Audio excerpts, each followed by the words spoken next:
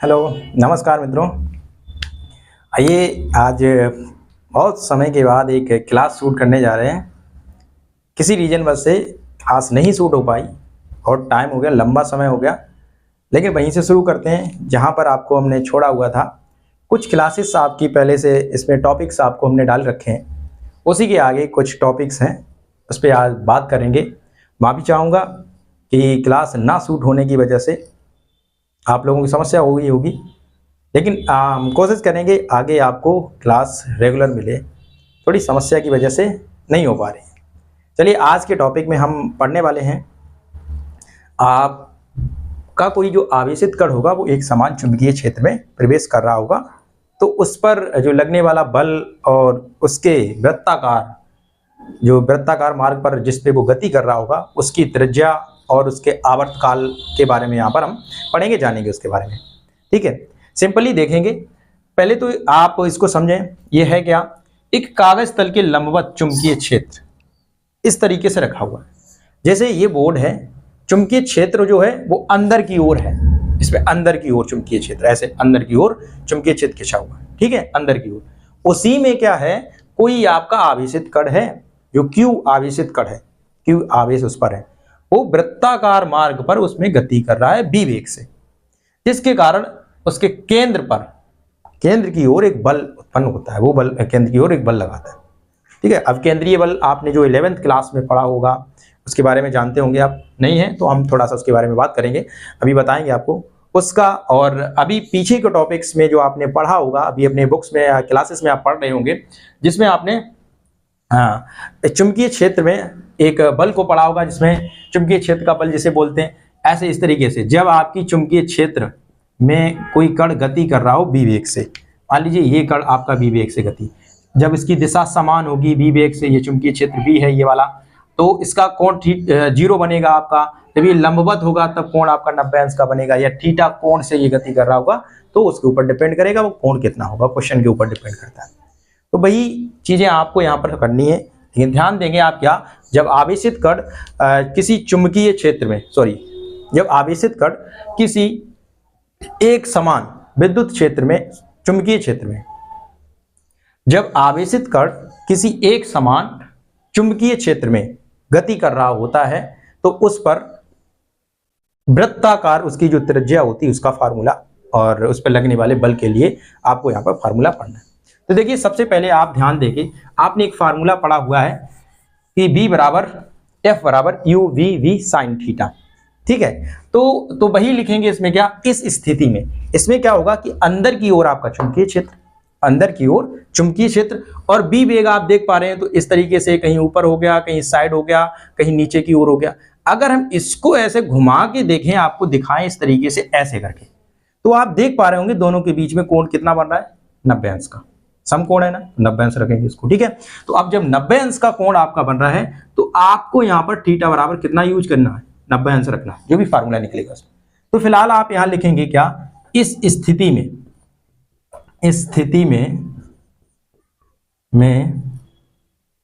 लगने वाला बल क्या होगा। देखिए, इस स्थिति में लगने वाला बल वही आपका चुंबकीय क्षेत्र के लिए आपने F बराबर QV साइन थीटा जो लिखा था वही, बस थीटा की जगह आपको कितना लिखना है, 90 अंश। तो F बराबर जब आप यहाँ पर लिख देंगे QV साइन 90, और साइन 90 का मान कितना होता है 1, तो यहाँ से आपका क्या निकलेगा, F बराबर QV रह जाएगा। बस ये फार्मूला आपका यहाँ से निकल गया। ठीक है, जब कण आपका वृत्ताकार पथ पे गति कर रहा होगा, जब कण वृत्ताकार पथ पे गति कर रहा होगा B वेग से, तो देखिए B का आपका हर जगह पर क्या होगा, दिशा बदल रही, वेग की हर बार दिशा बदल रही, कहीं इधर फिर ऐसा नीचे की ओर, फिर ऐसा नीचे की ओर, ऐसे जितनी बार भी घूमेगा उसकी दिशा बदलेगी, लेकिन उसका परिमाण नहीं बदलेगा, रिजल्ट जो होगा वो नहीं बदलेगा। ठीक है, तो आप यहां लिख सकते हैं क्या, कि वृत्ताकार पथ पर क्या होगा, जो भी बल होगा, क्योंकि बल है वेग के लंबवत है, बल क्या है, वेग के लंबवत, इसलिए जब वेग की दिशा बदलेगी तो बल की भी दिशा बदलेगी, बल की दिशा बदलेगी लेकिन उसका परिमाण जो होगा वो नहीं बदलेगा। और ये तभी संभव है जब कण आपका वृत्ताकार मार्ग पर गति कर रहा होगा। ठीक है, तो आप ये लाइन लिख सकते हैं क्या, बल F वेग v के लंबवत है, इसलिए इसकी दिशा बदलेगी, इसकी दिशा बदलेगी, लेकिन परिमाण नहीं। क्या होगा, दिशा बदलेगी, परिमाण नहीं। जितना बल इस दिशा में कार्य कर रहा होगा उतना ही बल इसके इधर घूमने पर कार्य कर रहा होगा, उतना ही बल इधर घूमने पर, और उतना ही बल इधर घूमने पर कार्य कर रहा होगा। ठीक है, तो क्या होगा, जब वृत्ताकार मार्ग पर गति करेगा तो उस पे क्या होगा, बल की दिशा बदलेगी, क्योंकि वेग के लंबवत है तो सीधी सी बात इसकी दिशा बदलेगी। तो आप यहां लिखेंगे क्या, बल की दिशा बदलेगी, इसकी दिशा बदलेगी लेकिन परिमाण नहीं। ये तभी संभव है जब कण कहां हो, वृत्ताकार मार्ग पर गति करे। तो यहां लिख सकते हैं ये तभी संभव है जब कण वृत्तीय पथ पर हो, वृत्तीय पथ पर हो। ठीक है, वृत्तीय पथ पर हो। अब वृत्ताकार पथ पर होगा तो इस पे कार्य करेगा एक अभिकेंद्रीय बल। क्या करेगा, अभिकेंद्रीय बल कार्य करेगा। अभिकेंद्रीय बल का मतलब इसके जो केंद्र की ओर बल लग रहा होगा वो। तो इसका मतलब क्या है कि अभिकेंद्रीय बल जो होगा वो इस बल के बराबर होगा। तो यहां लिखेंगे हम क्या, अतः बल, ये जो आपका चुंबकीय क्षेत्र का बल है वो बराबर में होगा किसके, अभिकेंद्रीय बल के, अभिकेंद्रीय बल के, केंद्रीय बल। अगर आपको याद हो तो आपने पढ़ा होगा केंद्रीय बल का एक फार्मूला होता है, F बराबर mv²/r। ठीक है, नोट कर लेंगे आप इसे साइड पे कहीं, अब केंद्रीय बल का यही नोट करते हैं। F बराबर mv, पहले यहां लिखेंगे, देखो क्या, ये भी F बराबर है और ये भी F बराबर है। ठीक है, लेकिन ये अब केंद्रीय बल जो F होता है उसको आप नोट कर लीजिए साइड पे, इधर साइड लिख लें, F बराबर mv²r होता है।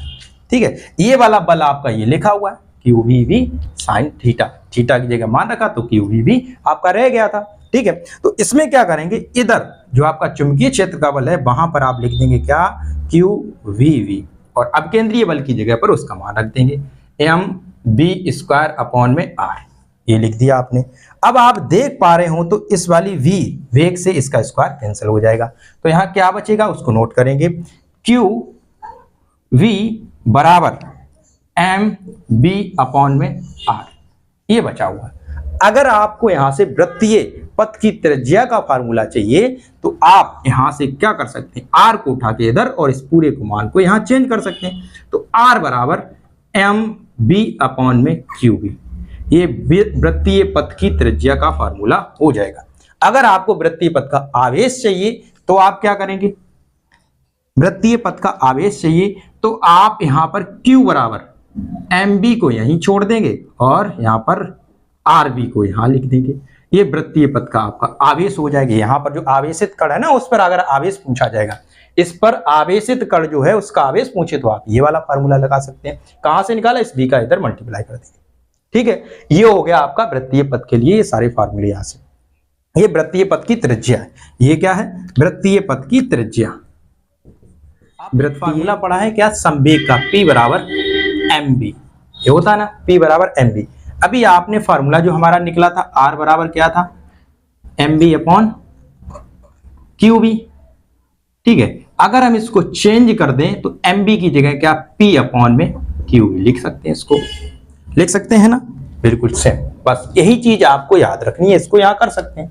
ठीक है, अगर अब आपसे अगर कण की गतिज ऊर्जा में संबंध पूछा जाए, कण की गतिज ऊर्जा पूछी जाए तो आप यहां से क्या लगाएंगे, देखिए कण की गतिज ऊर्जा, कण की गतिज ऊर्जा, देखिए गतिज ऊर्जा के बराबर ½ mv² होता है फार्मूला।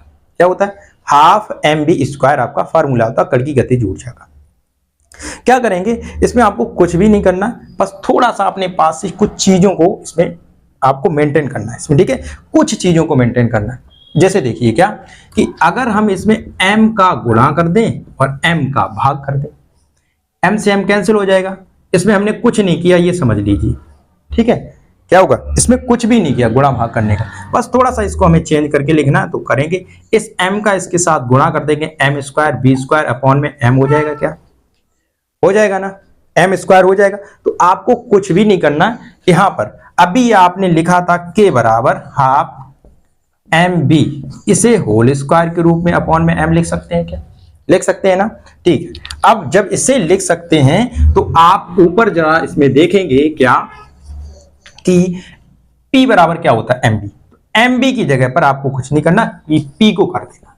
तो k बराबर हाफ ऐसे ही लिखा रहने देना है, p² अपॉन में m हो जाएगा, p² अपॉन में क्या हो जाएगा, m हो जाएगा। अब इसको आप अगर चेंज करें, इधर इसका मल्टीप्लाई करेंगे तो क्या हो जाएगा 2k, इधर भी मल्टीप्लाई हो जाएगा, इधर अंडर रूट में p²। अब p² बराबर जब आप निकाला हुआ है तो ये स्क्वायर इधर से हटाएंगे तो इधर क्या होगा, रूट हो जाएगा ना। तो 2km एक आपका फार्मूला निकल करके आ जाएगा गतिज ऊर्जा में संबंध का। क्या होगा, ये गतिज ऊर्जा में संबंध का फार्मूला आपका हो जाएगा।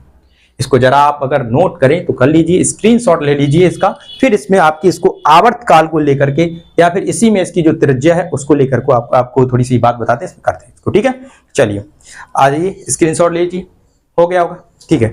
थोड़ा सा टॉपिक आगे बढ़ाएंगे। अभी हमने फार्मूला जो लिखा था यहाँ पर r बराबर p अपॉन QV। अब यही अगर आप r इसकी वृत्ताकार जो त्रिज्या है उसमें संबंध निकालें तो ये फार्मूला जो आपने लिखा हुआ है इसमें क्या करें, इसको चेंज कर लीजिए थोड़ा सा। क्या चेंज करेंगे, यहाँ से p बराबर जब आप निकालेंगे इधर QV का मल्टीप्लाई कर देंगे तो r इंटू QV हो जाएगा, ठीक है। इसी QV की p की जगह पर आपको मान रख देना r into QV is equal to under root में यही मान रखना है 2km, और अपॉन में अब जब r बराबर निकालेंगे तो मल्टीप्लाई वाला गुणे वाला इधर क्या होगा, बटे में चला जाएगा ना। तो इसके बटे में आपको कर देना है क्या, QV। बस यही आपका गतिज ऊर्जा और त्रिज्या में संबंध निकल करके आ जाएगा। आप इसका एक स्क्रीनशॉट ले लीजिए, फिर थोड़ी सी बात आपको आवर्त काल के बारे में इसको बता दें, ठीक है। हो गया होगा स्क्रीनशॉट। आइए आवर्त काल के बारे में बात करते हैं। देखिए आवर्त काल पर बात करते हैं, इसका आवर्त काल। देखिए आवर्त काल के लिए आपको फार्मूला लगाना आवर्त काल। आवर्त काल क्या होता है, समय, समय तो होता है, तो समय क्या होता है, समय बराबर दूरी बटे चाल।